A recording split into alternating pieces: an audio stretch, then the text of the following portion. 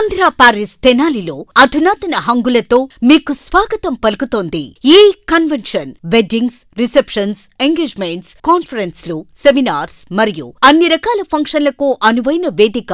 ఈ convention function hall AC, RTC bus stand out gate ఎదురు, Tenali. Cell number 7288566666.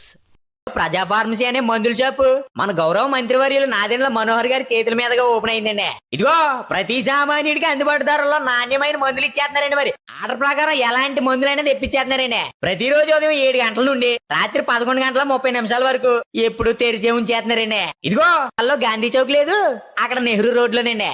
ఇదిగో మర్చిపోండి, చాలా తక్కువ రేట్లకే నాణ్యమైన మందులు ఇచ్చేస్తున్నారు. ఉంటారండి మరి. తెనాలి పట్టణంతో పాటు పరిసర ప్రాంతాల్లో మున్సిపల్ స్థలాలు కానీ ఇతర ఏ విభాగానికి చెందినటువంటి స్థలాల్లో కానీ ఆక్రమణలకు చేస్తే కనుక ఎట్టి పరిస్థితుల్లో ఉపేక్షించేది లేదని మున్సిపల్ కమిషనర్ రామ అప్పలనాయుడు అట్లాగే డిఎస్పీ జనార్దన్ రావు అయితే హెచ్చరికలు జారీ చేశారు. ముఖ్యంగా తెనాలి మున్సిపల్ కార్యాలయంలో ఈరోజు పట్టణ పరిధిలో ఉన్నటువంటి వార్డు సచివాలయ సెక్రటరీలు, ప్లానింగ్ సెక్రటరీలు అట్లాగే మహిళా పోలీసులు వీఆర్ఓలతో ప్రత్యేకంగా సమావేశం నిర్వహించారు. మున్సిపల్ కమిషనర్ రామ అప్పలనాయుడు అట్లాగే డిఎస్పీ జనార్దన్ రావు, ఏసీపీ వాణి అట్లాగే తెనాలి పట్టణంలో ఉన్నటువంటి సిఐలు Mallikarjunarao, Ramulu Nayak, rural CI Nayab Rasool, traffic SI Brahmaiah వీరందరూ కూడా ఈ సమావేశంలో పాల్గొన్నారు. 3 టౌన్స్ ఎస్ఐ కరిముల్లా వీరందరూ కూడా ఈ సమావేశంలో పాల్గొని సిబ్బందికి అయితే కొన్ని సూచనలు చేశారు. ముఖ్యంగా కమిషనర్ అట్లాగే డిఎస్పీ వీళ్ళిద్దరూ కూడా మాట్లాడుతూ పట్టణంలో ఉన్నటువంటి ఏదైతే ప్రభుత్వ స్థలాలు ఉన్నాయో, ఇటు మున్సిపాలిటీది కానివ్వండి ఇతరత్ర విభాగాలకు సంబంధించిన స్థలాలు ఉన్నాయో వాటన్నిటిని జాగ్రత్తగా పరిరక్షించుకోవాల్సిన బాధ్యత మనందరిపై ఉందని కూడా చెప్పారు. ఏదైనా ప్రభుత్వ స్థలం ఆక్రమణలకు గురైతే ఆ తర్వాత ఆక్రమణలు ఎంచుకున్న తర్వాత వెళ్ళి వాటిని అడ్డుకోటి లీగల్గా ఇష్యూలు ఎదుర్కొనే కంటే ముందుగానే ఆ స్థలాలు ఎక్కడ ఉన్నాయి వాటిని పరిరక్షించుకుని అక్కడ ప్రత్యేకంగా ఈ స్థలం పలానా విభాగానికి చెందిందని చెప్పి ప్రత్యేకంగా బోర్డులు ఏర్పాటు చేస్తే వాటి జోలికి ఎవరు రాకుండా ఉంటారని చెప్పి కూడా వాళ్ళు చెప్పిన పరిస్థితి ఉంది. వెంటనే సచివాలయ ఉద్యోగులందరూ కూడా, ప్లానింగ్ సెక్రటరీ వీళ్ళందరూ కూడా ఆ పని మీద ఉండాలి.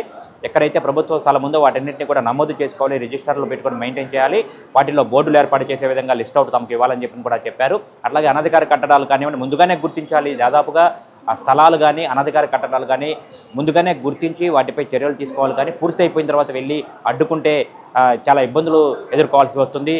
మున్సిపల్ సిబ్బంది మీద కూడా తిరగబడుతున్నారు చాలామంది అని చెప్పి కూడా వీరు కమిషనర్ రామ అప్పలనాయుడు అయితే తెలియజేసిన పరిస్థితి. అట్లాగే డిఎస్పీ కూడా మాట్లాడారు. ముందుగానే గుర్తించి అడ్డుకుంటే తర్వాత ఎదురయ్యే సమస్యల్ని అధిగమించవచ్చని చెప్పి కూడా డిఎస్పీ జనార్దన్ రావు అయితే చెప్పారు. ఈ మొత్తంగా తెనాలి పట్టణ పరిసర ప్రాంతాల్లో ఏదైతే ప్రభుత్వ స్థలాలు ఇటు మున్సిపాలిటీ కానీ, దేవాదాయ శాఖ కానీ, ఆర్ఎన్బి కానీ ఎవరిదైతే ప్రభుత్వ స్థలం ఉందో వాటి అన్నింటినీ గుర్తించి ఒక లిస్ట్ అవుట్ చేయాలి. రేపు రాబోయే శుక్రవారం కల్లా కూడా ఆ లిస్ట్ అవుట్ రెడీగా ఉంచి సిద్ధంగా ఉంచాలని చెప్పిన పరిస్థితి. మొత్తంగా ఆక్రమణలు ఏదైతే ఇటీవల కాలంలో చూసుకుంటే కనుక పెద్ద ఎత్తున చాలా స్థలాలు ఆక్రమణలకు గురవుతున్నాయి, చాలా అనధికార కట్టడాలు కూడా జరుగుతూ ఉన్నాయి. ఈ నేపథ్యంలో కూడా ఈ ప్రత్యేకంగా ఈ సమావేశం ఎంతో ప్రాధాన్యత అయితే సంతరించుకుంది. సిబ్బందికి కూడా అధికారులు అయితే పర్టికులర్గా అయితే స్పష్టమైన ఆదేశాలు కూడా ఈ సమావేశం ద్వారా ఇచ్చిన పరిస్థితి. ఏవైతే మున్సిపల్ ప్రాపర్టీస్ అంటామో అవి ఓపెన్ సైట్స్ కానీ, గ్రామ కంటాలుగా వచ్చినటువంటివి కానీ, నిషేధిత జాబితాలో ఉన్నటువంటి 22A ల్యాండ్ లిస్ట్లో ఉన్నటువంటి ల్యాండ్స్ కానీ, ఒకప్పుడు సోషల్ వెల్ఫేర్ డిపార్ట్మెంట్ కింద వచ్చినటువంటి ల్యాండ్స్ కానీ, ల్యాండ్ ఎక్విజిషన్ ద్వారా వచ్చినటువంటి ల్యాండ్స్ కానీ, లేదా మనవి అవన్నీ కూడా మన మున్సిపల్ పరిధిలో మనకు సంబంధించినటువంటి ల్యాండ్స్. అవి కాకుండా అదర్ డిపార్ట్మెంట్స్ ల్యాండ్స్ అనేటువంటివి కూడా కొన్ని ఉంటాయి. ఎగ్జాంపుల్, దేవాదాయాలకు సంబంధించినటువంటి ఎండోమెంట్స్ ల్యాండ్స్ ఉంటాయి, వాళ్ళ షాప్స్ ఉంటాయి, వాళ్ళ ప్రాపర్టీస్ ఉంటాయి. అట్లాగే ఆర్ఎంబి డిపార్ట్మెంట్స్కి కొన్ని ప్రాపర్టీస్ అనేటువంటివి ఉన్నాయి. అట్ ద సేమ్ టైం ఏవైతే మనకి ఇరిగేషన్ డిపార్ట్మెంట్ కూడా మనకి అలాంగ్తో ఉంది కాబట్టి ఆ డిపార్ట్మెంట్స్కి ల్యాండ్స్ ఉంటాయి, ఓపెన్ ప్లేసెస్ ఉంటాయి. అయితే ఆయా డిపార్ట్మెంట్స్ వాళ్ళు ఏదైనా ఎంక్రోచ్మెంట్ అయితే మళ్ళీ పోలీస్ డిపార్ట్మెంట్ పైన లేదా మున్సిపల్ డిపార్ట్మెంట్కు ఒక లెటర్ పెట్టడం అనేటువంటి ఆనవాయితీ వస్తుంది. అయితే అట్లాంటి ఎండోమెంట్ డిపార్ట్మెంట్ వాళ్ళకి ఒక పవర్, ఒక జీవో కూడా వాళ్ళకు ఉన్నది. సో ఎండోమెంట్ డిపార్ట్మెంట్కే ఉన్నది, తర్వాత మళ్ళీ మున్సిపల్ డిపార్ట్మెంట్కి ఉన్నది. సో ఎండోమెంట్ డిపార్ట్మెంట్ ఆఫీసర్ ఎవరైతే ఉంటారో ఎగ్జిక్యూటివ్ ఆఫీసర్ అంటాం EO can issue the notice to the encroachers who are encroached the endowment property. ఎవరైతే ఎండోమెంట్ ప్రాపర్టీని ఇష్యూ చేశారో వాళ్ళకి ఒక నోటీస్ ఇష్యూ చేసి దాన్ని డిమాలిష్ చేయాల్సినటువంటి బాధ్యత వాళ్ళకే ఉంది. దాన్ని మనం municipal department and police department, revenue దానికి మనం సపోర్ట్ చేయమని చెప్పి అందులో ఉన్నది. సో వాళ్ళు ఆ రకంగా వాళ్ళు కొంతవరకు ప్రొటెక్ట్ చేస్తున్నారు. విషయం ఏంటంటే ఏవైతే నేను 4-5 కేటగిరీస్ చెప్పామో, అంటే మున్సిపాలిటీకి సంబంధించినటువంటి ప్రాపర్టీస్ సంబంధించి మాట్లాడుతున్నామో, ఆ ప్రాపర్టీస్ని మున్సిపల్ ప్రాపర్టీసే, అదర్ డిపార్ట్మెంట్ ప్రాపర్టీస్ సెకండ్ ప్రయారిటీగా మనం తీసుకోదలిస్తే, మన ప్రాపర్టీస్ని మనము కాపాడుకోవడం కోసము ఏవైతే ఆ లిస్ట్ ఉందో, మున్సిపల్ ప్రాపర్టీ అసెట్స్ లిస్ట్ అనేటువంటిది ఒకటి planning secretaries and VROs, town surveyor దగ్గర కూడా అవి అందుబాటులో ఉన్నాయి.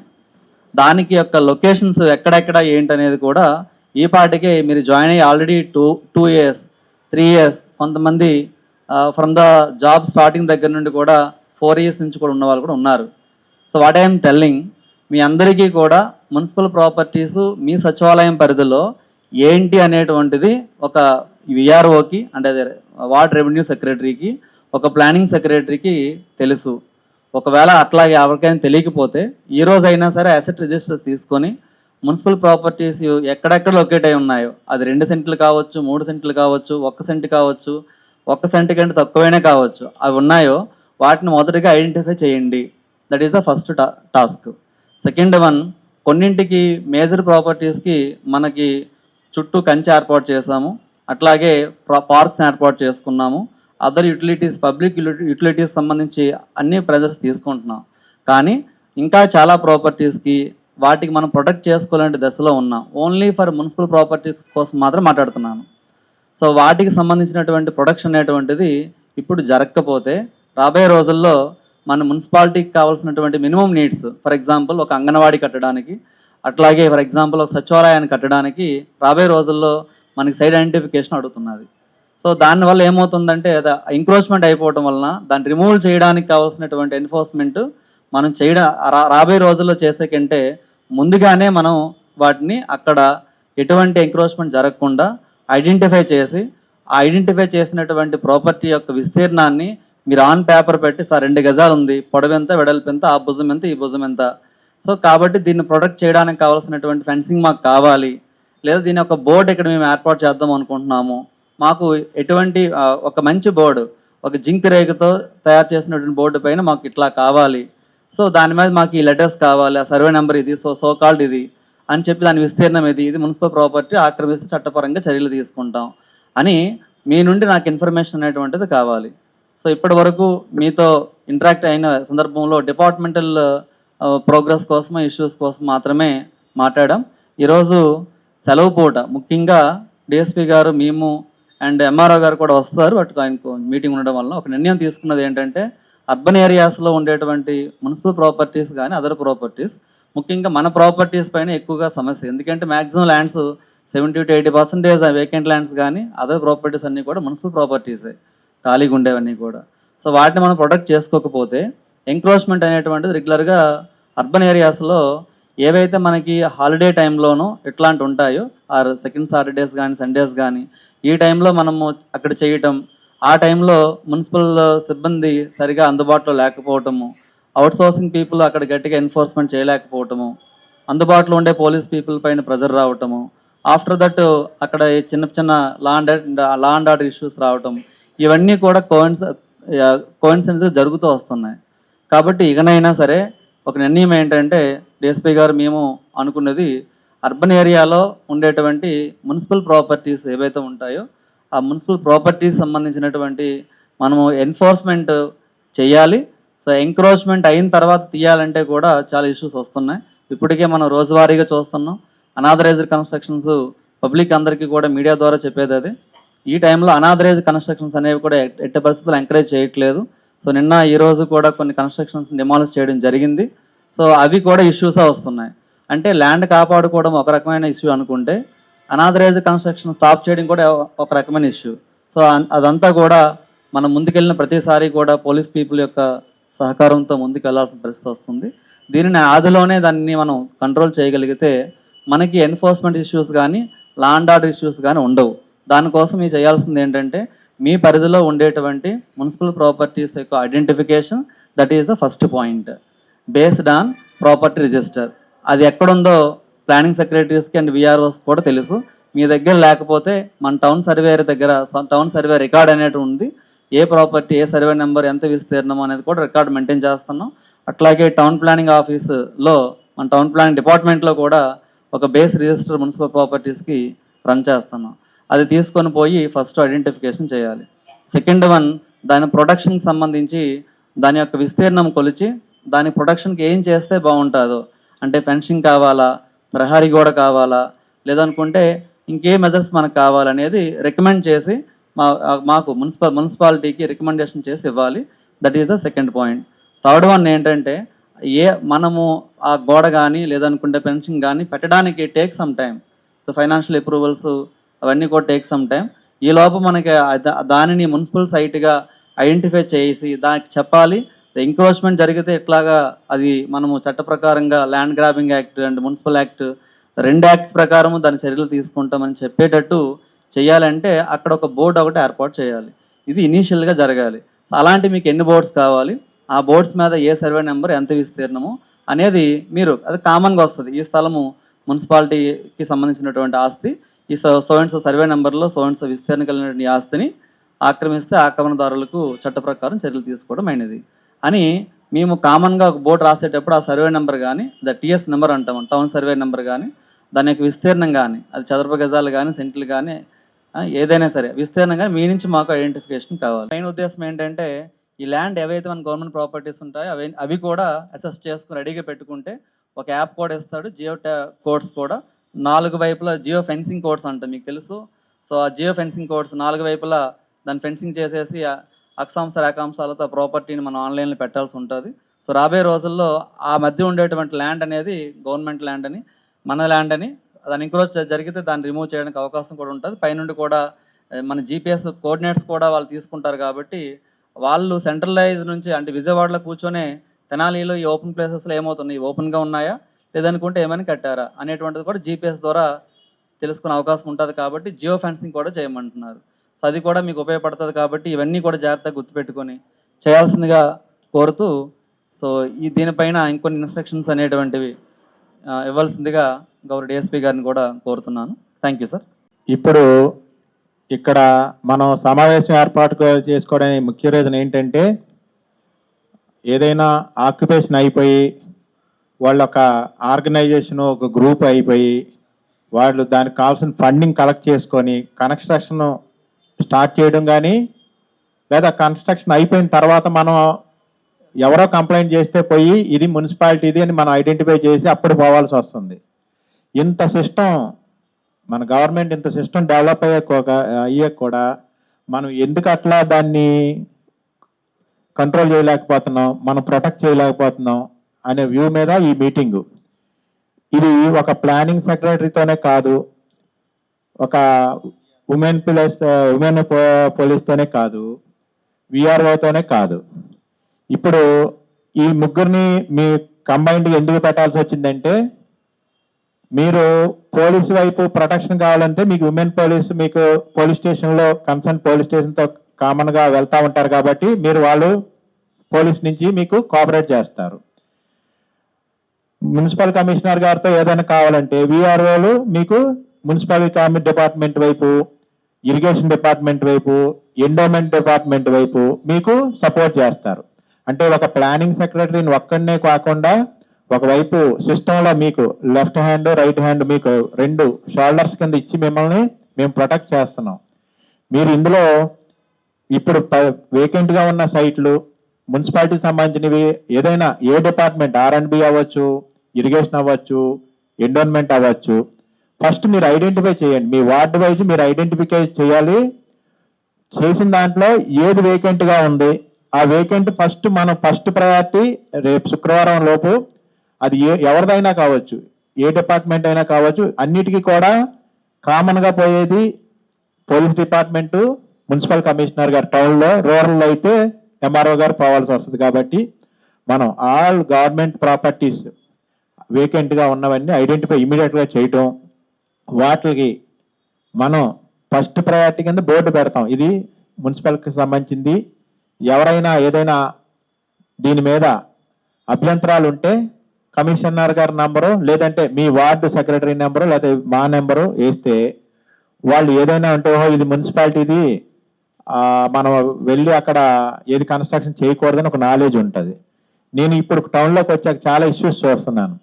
ఎవరో అక్కడ మున్సిపాలిటీ దాన్ని తెలిసిన వాళ్ళు కంప్లైంట్ చేయడం తప్పితే మీ ఉన్న వార్డు సెక్రటరీ దగ్గర నుంచి ఎక్కడ ఎప్పుడు కంప్లైంట్ రావట్లా, ఇది ఆక్యుపై అయిపోతుంది, ఇది కన్స్ట్రక్షన్ జరుగుతూ ఉంది అని మీరు ఎవరో పట్టించుకోవట్లా.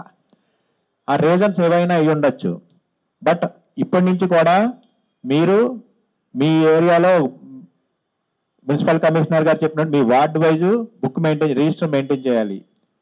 ఆక్యుపైడ్, టు బి ఆక్యుపైడ్, ఇంకా ఆక్యుపై అయిపోతాయన్నవి, ఆక్యుపై ఆల్రెడీ అయ్యి రన్నింగ్ లో పెట్టేసినవి, ఈ మూడు చేస్తే ఫస్ట్ మనం వేకెంట్ గా ఉన్నవి ప్రొటెక్ట్ చేసుకుందాం. తర్వాత ఎవరైతే ఆక్యుపై చేశారో వాళ్ళ మీద నోటీసులు ఇచ్చి అవి కూడా ఖాళీ చేస్తాం. మనకు కావాల్సిన గవర్నమెంట్ కావాల్సిన ఎన్విరాన్మెంట్ బిల్డింగ్స్ కావాల్సిన మున్సిపాలిటీలో ఎక్కడ కూడా ఖాళీలు లేవు. అవుట్స్కట్స్కి వెళ్ళి మన ఆఫీస్ పెట్టుకోవడం వల్ల మనకి ఎటువంటి ఉపయోగం ఉండదు. మన బిల్డింగ్లు మన మున్సిపాలిటీ సంబంధించిన దాంట్లోనే మనం కన్స్ట్రక్షన్ చేసుకోవచ్చు. కాబట్టి మీరు అందరూ కూడా దయచేసి ఉమెన్ పోలీస్ కూడా చెప్తున్నాము, మేము మా ఆఫీసర్లు మిమ్మల్ని మీట్ అయినప్పుడు మిమ్మల్ని అడుగుతారు ఆ రిజిస్టర్ ఎక్కడెక్కడ మా ఏరియాలో ఎక్కడెక్కడ వేకెంట్ సైట్లు ఉన్నాయి, ఎండోన్మెంట్ ఎక్కడ ఉన్నాయి, ఇరిగేషన్ ఎక్కడ ఉన్నాయి, all government sites, government ఆక్యుపెన్షన్ already ఆక్యుపైని కూడా మీరు ఐడెంటిఫై చేయాలి. చేయకపోతే అవి ఇంకెవరో పట్టించుకోరు, ఎప్పటికీ కూడా దాన్ని మనం ఏమి వేకెంట్ చేయలేము, మన పర్పస్కి మన ఆఫీస్కి కట్టుకోలేము. కాబట్టి ఇది అందరూ కూడా రేపు శుక్రవారం లోపు ముందు వేకెంట్ సైట్లు మీరు ఎన్ని ఉన్నాయో చెప్తే దానికి బోర్డు పెడతాం. ఇది municipality site, R&B site, endowment site అని అందరికి బోర్డులు పెడతాం, నంబర్ వేస్తాం. ఎవరైనా అబ్జెక్షన్ ఉంటే మనం అక్కడికి వెళ్ళి వాళ్ళతో కుస్తీ పట్టక్కల్లా వాళ్ళు డైరెక్ట్గా మున్సిపల్ కమిషనర్ గారిని అప్రోచ్ అవుతారు. సార్ ఇది మాది అంటే లీగల్గా ఏదైనా ఉంటే తీసుకుంటారు, వాళ్ళు లీగల్గా లేకపోతే వెళ్ళిపోతారు. మనం అంతా అయిపోయికి వెళ్ళడం, న్యూస్ పేపర్లో రావడం, మన గవర్నమెంట్ డిపార్ట్మెంట్ మనం ఇంత సిస్టమ్ ఉండి కూడా మనం డ్యామేజ్ చేయడం అనేది కరెక్ట్ కాదని నేను కమిషనర్ గారు ఆలోచించుకొని మీటింగ్ పెట్టాం. మీరందరూ ఎవరు ఒక్కళ్ళు మీ ముగ్గురులో ఒక్కొక్క వాటికి ముగ్గురు ఉన్నారు, ముగ్గురులో ఎవరైనా దీన్ని అలర్ట్ చేసినా మొత్తం సిస్టమ్ అంతా కరెక్ట్ అవుతుంది. కానీ ఎవరు అలర్ట్ గా లేకుండా ఉండరని ముగ్గురిని కలిపాము. దీన్ని మీ అందరూ కోఆపరేట్ చేయాలి, ఖచ్చితంగా చేయాలి. ఉమెన్ పోలీసులకి మేము మళ్ళా మీటింగ్ పెట్టినప్పుడు చెప్తాం. మన మినిస్టర్ గారు అడిగినప్పుడు మేము శక్తి గ్రూపు, ఈ సాక్ష్య, ఇవి ఈ శక్తి గ్రూప్ ఏది చెబుతున్నారు, స్త్రీ శక్తి ఇవన్నీ చెప్తున్నారు. కానీ మీకు ఎస్పీ గారు ఒక మీటింగ్ పెట్టి, జిల్లా ఎస్పీ గారు మన తెనాలి వచ్చి ఒక మీటింగ్ పెట్టి మీరు చేయాల్సిన రెస్పాన్సిబిలిటీస్ ఏంటి, బాధ్యతలు ఏంటి అన్ని చెప్పినా కూడా ఒకళ్ళు కూడా అది అంటే చేయట్లేదనే దాని అర్థం. నాకే అక్కడ కొంచెం బాధ అనిపించింది. పార్టిసిపేషన్ మీరు ఎంత పార్టిసిపేట్ చేసి ఎంత డ్యూటీలో మీరు ముందుకు వస్తే మీకు అంత మంచి పేరు వచ్చుద్ది. ఈ సిస్టమ్ మన గవర్నమెంట్ లో బాగా సపోర్ట్ చేస్తుంది అనేది మీ ఇండివిజువల్ పర్ఫార్మెన్స్. వార్డు సచివాలయం ఉంది, నిర్వీర్యం అయిపోయింది, ఎందుకు పనికి రావట్లేదని ఆలోచన పోకుండా చెయ్యాలంటే మీ యాక్టివ్నెస్ అందరికీ కనబడాల. మీరు ఒక R&B department, police department, revenue department అట్లా మీరు ఒక వింగ్ అనుకొని మీరు పని చేయకుండా మీరు నిస్తేజంగా ఉండి మీ వార్డులో మీకు చైర్లో కూర్చుంటున్నాం, ఎక్కడో ఏదో జరుగుతుంది, అది మనకు సంబంధం లేదు అనుకోకుండా మీరు యాక్టివ్ అయితే మీ రోల్ అనేది గవర్నమెంట్కి మీరు కనిపించాలా. అట్లా కనబడకుండా మీరు ఏది అడిగినా కూడా మీ వల్ల ప్రోగ్రెస్ లేకుండా జాబ్లో కానీ మనకి ఉన్న పబ్లిక్లో కానీ మీరు ఎందుకున్నారో మీకు తెలియదు, పబ్లిక్ తెలియదు అనుకుంటే కుదరదు. మీరు అందరూ యాక్టివ్ అవ్వాలి, బాగా పనిచేయాలి. పలానా డిపార్ట్మెంట్ వలన, పలానా వార్డు సచివాలయం వలన ఇదంతా మేము అందరికి చెప్పగలగాలి. మున్సిపల్ కమిషనర్ గారు కానీ, రెవెన్యూ కానీ, అదర్ డిపార్ట్మెంట్స్ సార్ అక్కడ ఆ వింగ్ ఉండడం వలన మాకు ప్రతిదీ మాకు నోటీస్కి వస్తుంది, మేము యాక్టివ్ అవుతున్నాం అని చెప్పే పరిస్థితి మీరు తీసుకురావాలి. తప్పితే ఏదో ఉన్నాం, కూర్చున్నాం, వెళ్తున్నాం అంటే కుదరదు. మేమందరం కూడా మాలాగే మీరు ఎంప్లాయీస్ అయ్యారు. మీరు దీన్ని బాగా తెనాల్లో మీరు ఒక రోల్ మోడల్గా పనిచేస్తే అది స్టేట్కి కూడా ఉపయోగపడుతుంది. కాబట్టి ఇది మనం ప్రాజెక్ట్ వర్క్ కింద తీసుకున్నాం. ఫస్ట్ మేము ఎక్కడికి వెళ్ళినా మినిస్టర్ గారు అవ్వచ్చు, కమిషనర్ గారు అవ్వచ్చు, కలెక్టర్ గారికి చెప్పచ్చు, మేము ఇలా రోల్ మోడల్ తీసుకొని VROని, ఉమెన్ పోలీస్ని, టౌన్ ప్లానింగ్ ఆఫీస్ వీళ్ళందరినీ కలిపాం మేడం. కలపడం వల్ల గవర్నమెంట్ ప్రాపర్టీస్ అన్ని కూడా మాకు ఇట్లా వచ్చినాయి, మేము ప్రొటెక్ట్ చేస్తున్నాం అని చెప్పే ఒక మాట కోసం ఈ మీటింగు. దీని అందరూ కూడా ఎవరు నిస్తేజంగా ఉండొద్దు, ఎవరు రొటీన్గా జరిగేదాన్ని తీసుకోవచ్చు. మీరందరూ కూడా కోఆపరేట్ చేసి రేపు శుక్రవారం కల్లా మనం ఐడెంటిఫై చేసి మా ఉమెన్ పోలీసు కూడా చెప్తున్నాం. మేము మా ఆఫీసర్లు అందరూ అడుగుతారు మిమ్మల్ని ఎక్కడెక్కడ ప్రొటెక్షన్, ఎక్కడెక్కడ ఖాళీ వేకెంట్ సైట్లు ఉన్నాయని అడిగినప్పుడు మీరు ఆన్సర్ చేసే పరిస్థితి ఉండాలి.